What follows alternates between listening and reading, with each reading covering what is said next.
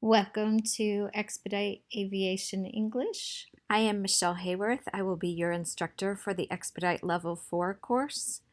Whether you are taking the Aviation English course to continue with flight training or you're just joining us for ICAO prep, we're happy to have you as part of our Aviation English program and the courses therein. We hope you find it a valuable experience. We know that we have a strong program at Expedite. We know that with your consistent effort, you will find your time well spent and will be pleased with the results. Expedite Level 4 is actually two courses. There's the Expedite Level 4 course to help you with your ICAO English and the Cleared to Communicate VFR or the Cleared to Communicate IFR course to help you enhance your radio communication skills. In this video, we will just be discussing the Expedite Level 4 course.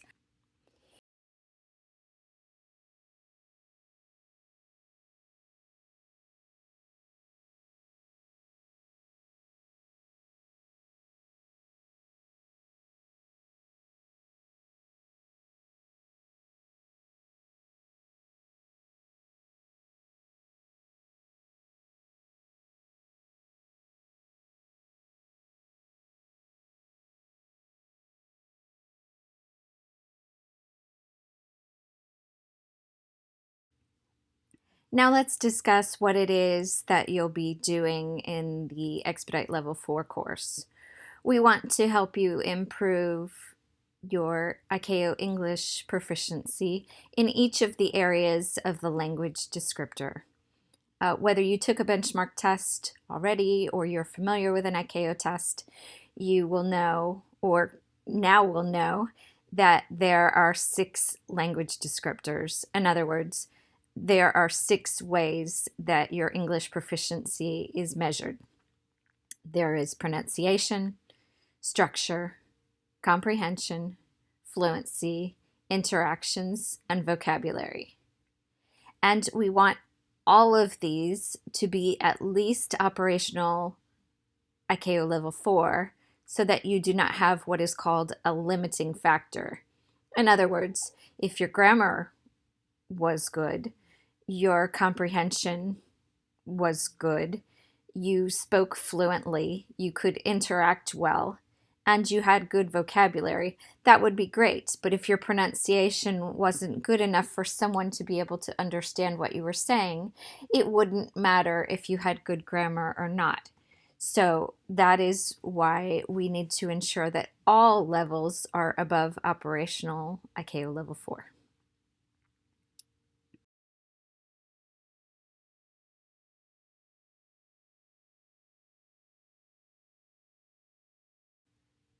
On this slide, you see a comparison between the language descriptors and the different ICAO levels. So if you're starting this course because you are required to take it, that means that you probably have ICAO Level 3 in at least 2 or more areas.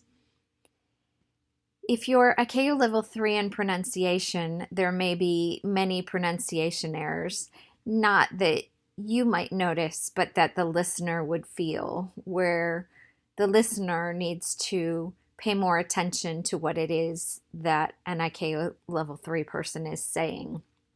And that causes extra time, which is not appropriate in a non-routine situation or in an emergency.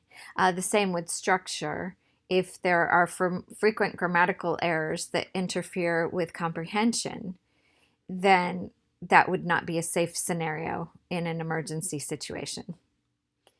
Candidates who have ICAO Level 3 in vocabulary can often not paraphrase.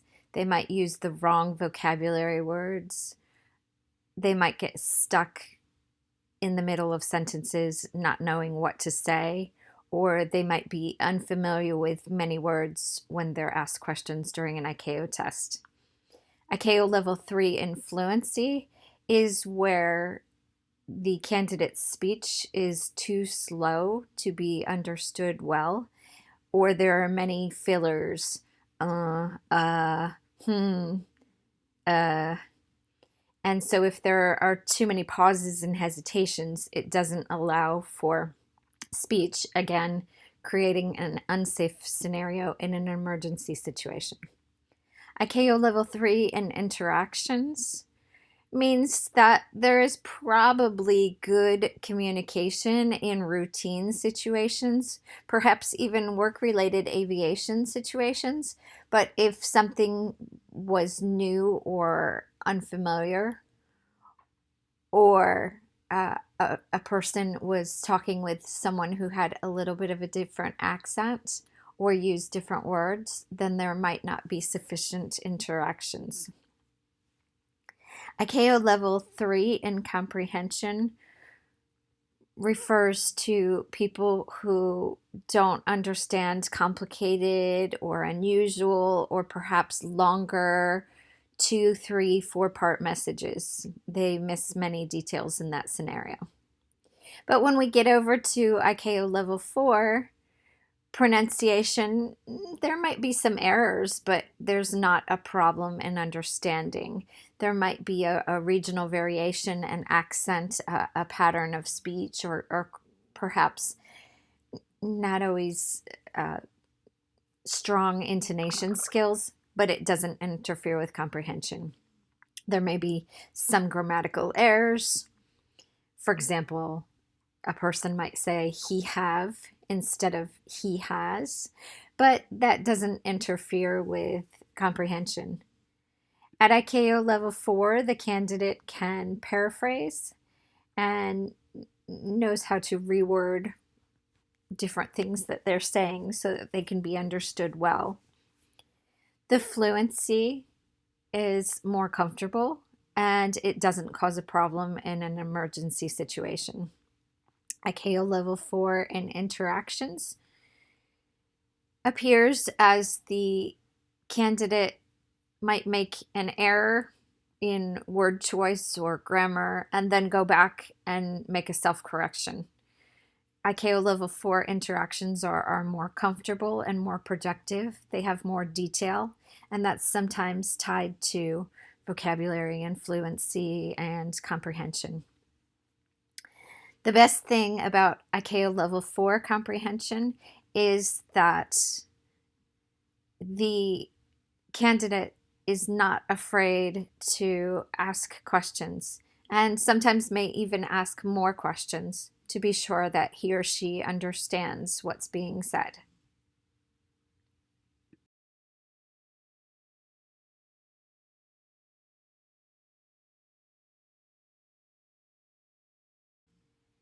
How will we work to improve your pronunciation, your structure, your comprehension, fluency, interactions, and vocabulary? We'll be practicing pronunciation with a section in the book called Enunciate. The good thing about taking a class in a small group, like we do at Aviator College, is that it allows you lots of time to practice and the instruction can be more customized. So we can spend more time on the things where students need to study. And you can also have homework assignments individually to help you learn what you need to do. So there's a section in the book called Enunciate in which we practice pronunciation skills. We may or may not spend a lot of time on that depending on who is in the class. However, if you have specific pronunciation issues that we need to work with, we may be having you do that individually. In the Expedite Level 4 course, I wouldn't really think of it as a grammar course. We don't typically sit and do a lot of grammatical exercises. However, we do review and at times relearn certain aspects of grammar that interfere with comprehension and prevent people from reaching ICAO Level 4. You'll also spend some time in the Cleared to Communicate course doing observation reports in which you get to backseat flights. In other words, you're sitting in the back of the aircraft and you're observing the student pilot together with his instructor, listening to the communication between the student and the instructor and the radio communication. It helps you to get a broader view of what's going on, improves your listening comprehension, and is pretty motivational because you get to be in the aircraft, which is really what you want to do in the first place. We'll also provide a tool for you called summary sheets. These are fast ways that you can improve your skills in the second part of the t-test or benchmark test, in which you're asking questions and giving advice.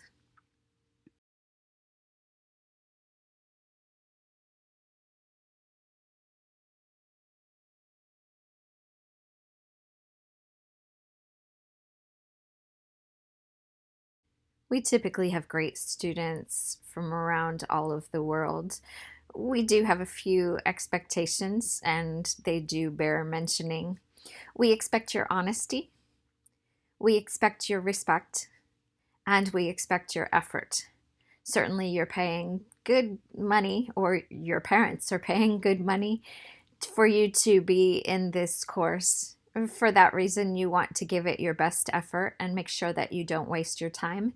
This is an intensive paced course, which means that we'll be moving very quickly through the lessons.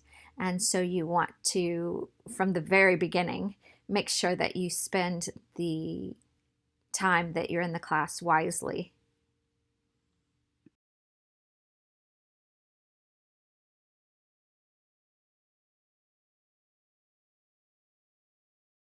We all know that things come up from time to time, and you may have to miss a class because you're not feeling well or have some other kind of emergency. So we ask that you please email your instructor before the class starts so that they know that something happens. Ideally, you don't want to do that more than twice. If you have reoccurring emergencies, you won't be able to reschedule the class. You'll just have to watch a recording of it and won't be able to have it live. In general, try to give at least 24 hours notice to your instructor, and then there won't be any problems.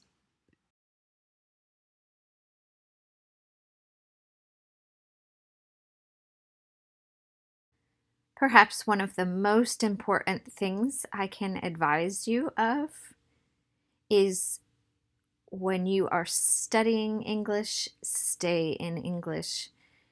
Please try not to translate. It causes delays in the gains that you will make in the course and can cause you really to not be doing the way you want to do in improving.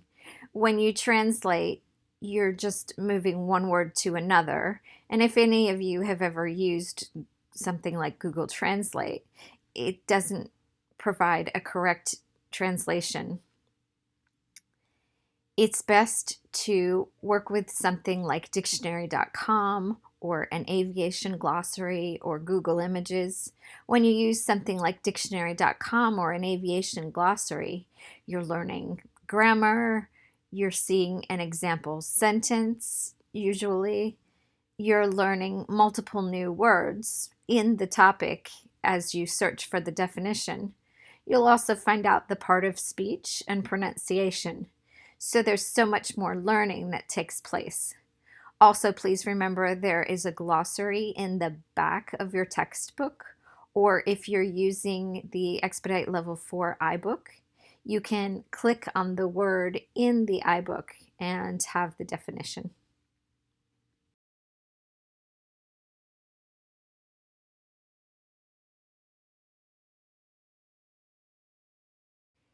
Here's a sample page from dictionary.com. In this definition, you can see the word perishable. Next to the word perishable, there's a little speaker icon. If you were to click that icon, you would be able to hear the person say the word perishable.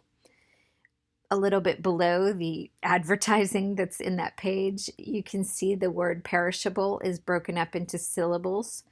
You see this sounding of the syllables, and you can also view the International Phonetic Alphabet. That's the IPA. If you have studied that type of way and are familiar with those sounds, You can also see the part of speech. You see the words, both an adjective and a noun. It gives you the definition, tells you where the word comes from, gives you related forms of the word. On the right-hand side, you'll see an example sentence with the word perishable. So much more information from something like a dictionary as compared to just making a translation of a word. So on the next slide, we'll look at see what an aviation glossary can do for you.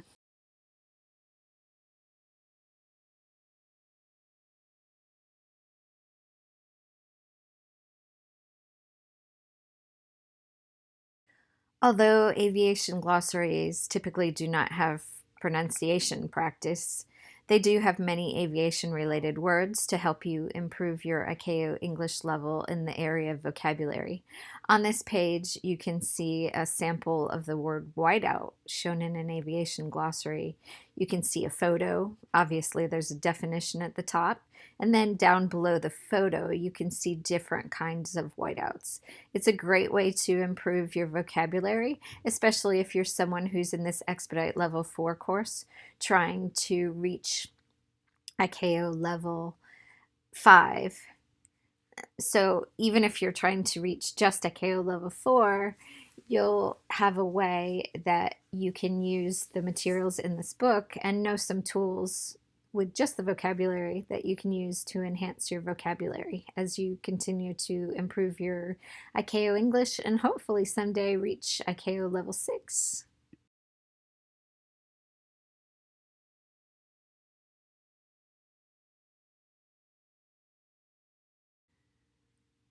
So I'm sure you're wondering, how is my grade calculated?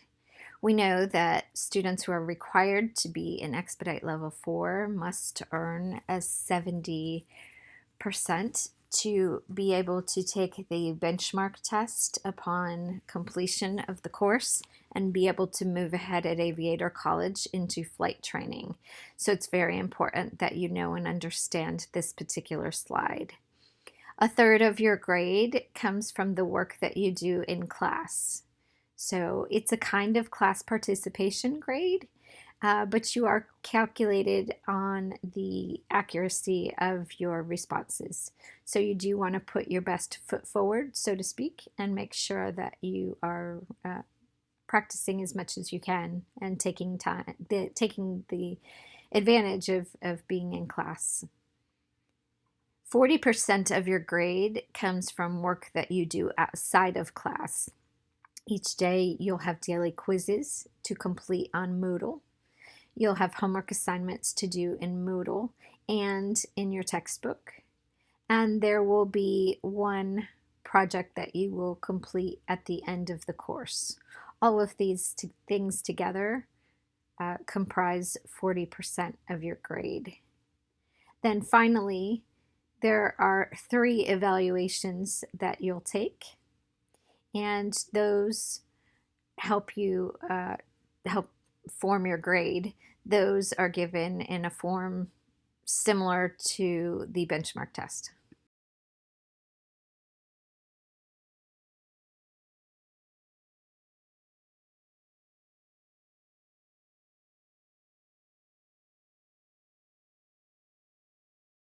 Now let's take a look at the homework that you'll have each night.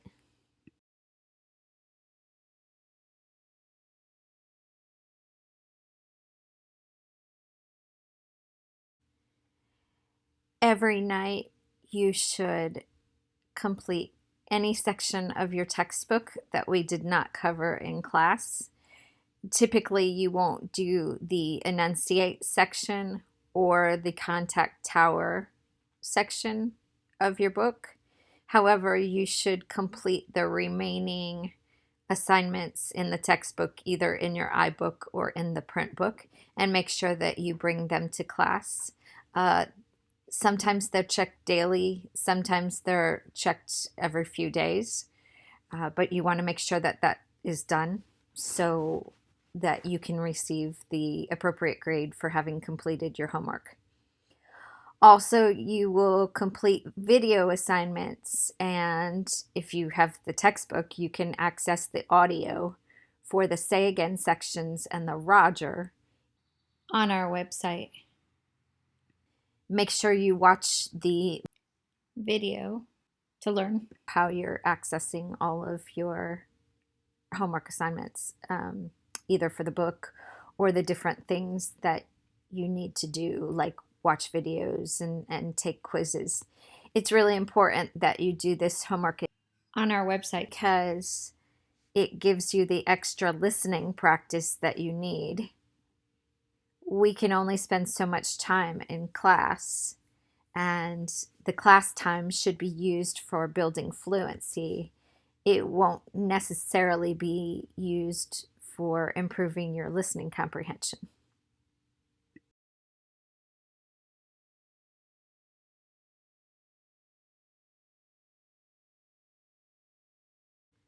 As mentioned, you'll take 3 evaluations while you're in the Expedite Level 4 course. The first one you will take on the 5th day.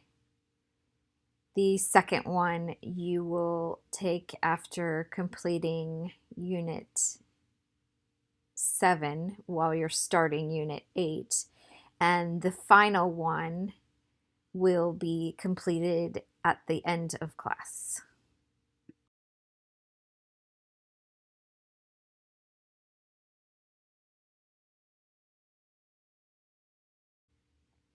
The Expedite evaluations are completed in a little bit different way than other tests you may have taken.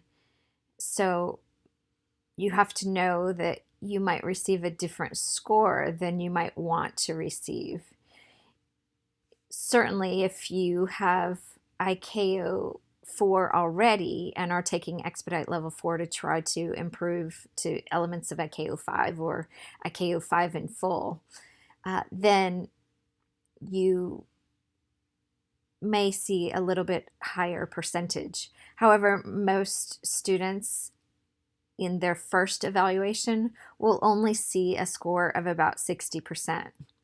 The reason you wouldn't score higher would be if you knew the vocabulary and could speak so well, you wouldn't be in the class to reach IKO Level 4 in the first place. So accept that you may not have huge gains, but potentially you learn some vocabulary. Presume that you'd probably still be functioning at the same IKO level as where you started. However, once you take the second evaluation in units 4 to 7, you should have some elements of improvement and should see a little bit higher score than you did in the past. On the last evaluation, again, you should be making some improvements. Sometimes students do a little bit the same. Unit 12 covers medical vocabulary, and oftentimes that is very, very difficult, and many of the words are very new. The format of the evaluation is similar to that of a benchmark test. There will be the listening comprehension section, much like the Say Again section in your book, in which you have short and long listening comprehension questions to relate the meaning of, to relate the message back to us. You'll have a section in which you'll be required to ask questions, and another one in giving advice, all related to the content areas for the units that you're being tested on. In the last section, there may be a part that is a photo description, or there may be a longer listening comprehension section called What Would You Do?, in which you listen to a message that's about 30 seconds long, and then you're required to do what it asks you to do just by speaking.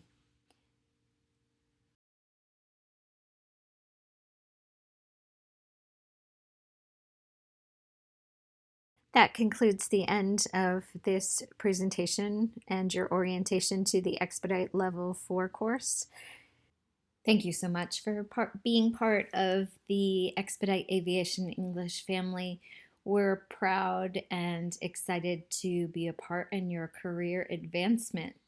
So, as always, please send us an email if you have any questions or contact your instructor about anything it is that you might be struggling with or wondering about or anything like that. Have a great day.